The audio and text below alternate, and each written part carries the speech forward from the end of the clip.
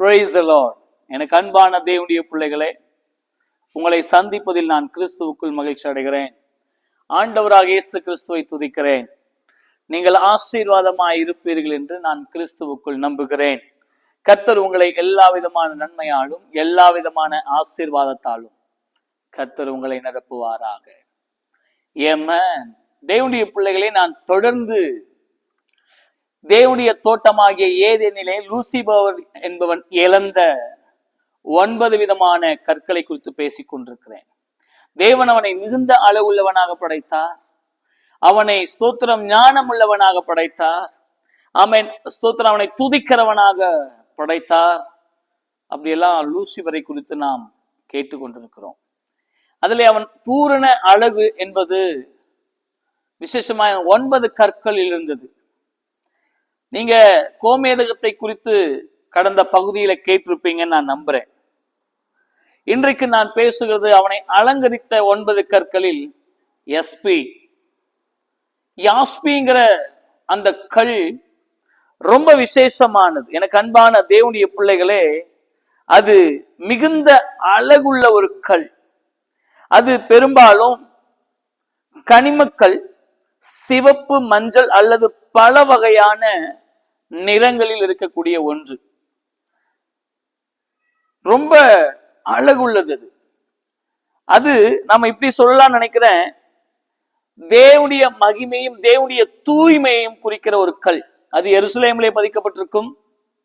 SP என்கிற கல் 12 கற்களில் ஒன்று. ஆசாரியன் உன்னுடைய அங்கியிலே தரித்திருக்கிற 12 கற்களில் ஒன்று எஸ்பி பரிசுத்தமானதும் கூட. எனக்கு அன்பான தேவனுடைய பிள்ளைகளே, அப்படிப்பட்ட ஒரு தூய்மையான கல்லை லூசிபரின் வாழ்க்கையிலே அவனுடைய சரீரத்திலே படைத்திருந்தார். தெய்வ பிள்ளைகளே, ஒரு விஷயத்தை நல்லா புரிஞ்சுக்கங்க. இப்படி இந்த எஸ்பிக்கு, இந்த ஸ்தோத்திரம் 6வது கல் எஸ்பிக்கு நிகராக புதிய ஏற்பாட்டிலே உங்களுக்குள்ளும் எனக்குள்ளும் தேவன் ஒரு காரியத்தை வைத்திருக்கிறார். என்ன தெரியுமா? நற்குணம். ஆமென். கலாத்தியர் 6ல நீங்க இப்ப படிச்சிருப்பீங்க. எசேக்கியேல் 28:13 எஸ்பி. அதற்கு நிகராக புதிய ஏற்பாட்டிலே கலாத்தியர் 5ஆம் அதிகாரத்துல ஸ்தோத்திரம் 22வது வசனத்துல மனுஷனுக்குள் வைத்திருக்கிற எஸ்பிக்கு நிகரான ஒரு உயர்ந்த விலை உயர்ந்த கல் எது தெரியுமா? விலை உயர்ந்த அர்ப்பணிப்பில் விலை உயர்ந்த ஆசீர்வாதம் எது தெரியுமா? நற்குணம். சொல்லுங்க, நற்குணம். எப்படி எஸ்பி என்கிற கல் தூய்மையை குறிக்கிறதோ, தேவ மகிமையை குறிக்கிறதோ, எப்படி எஸ்பிங்கிற கல் ஸ்தோத்திரம் பல வண்ணங்களில் விசேஷமாய் சிவப்பு, மஞ்சள் நிறங்களில் கிடைக்கிறதோ, எப்படி அது விலையேற பெற்றதாய் பூரண அது ஒரு அழகு கல்லாக இருக்கிறது, அது எப்படி அழகுள்ளதா இருக்கிறதோ, அப்படியே நற்குணம் அழகுள்ளது. நல்ல குணம் அழகுள்ளதுங்க. கர்த்தருடைய நாம் மகிமைப்படுவதாக.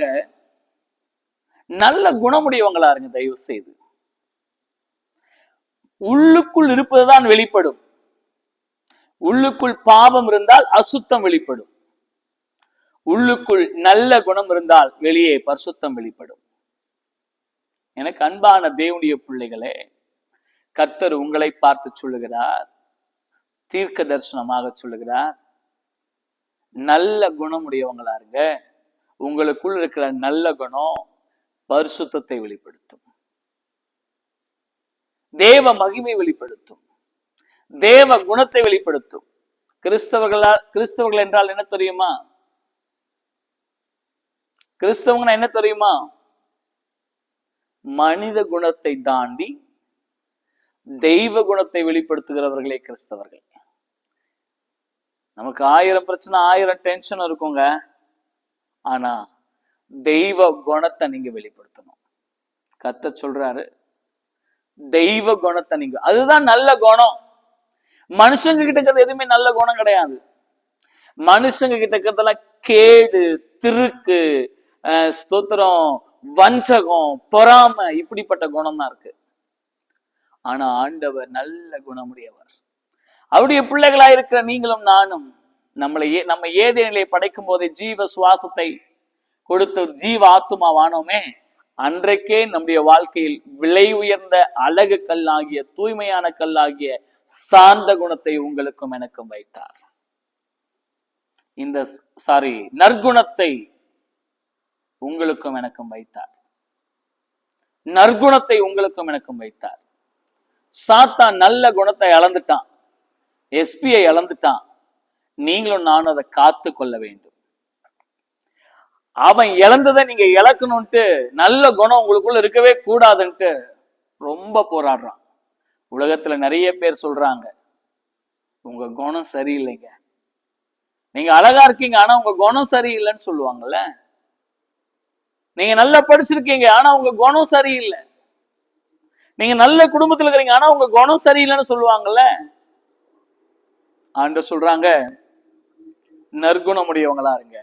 அந்த நற்குணம் உங்களை அழகுள்ளதாக, உங்க வாழ்க்கையை தூய்மையுள்ளதாக, தேவனுக்கு மகிமை உள்ளதாக உங்க வாழ்க்கையை மாற்றும். ஏமேன். நல்ல குணம் தேவை. சொல்லுங்க, நல்ல குணம், நற்குணம் தேவை. சாத்தான் இழந்தான், நாம் அதை நமக்குள் காத்துக்கொள்ளுவோம். நம்மிலே கர்த்தர் மகிமைப்படுவாராக. ஆமென். God bless you.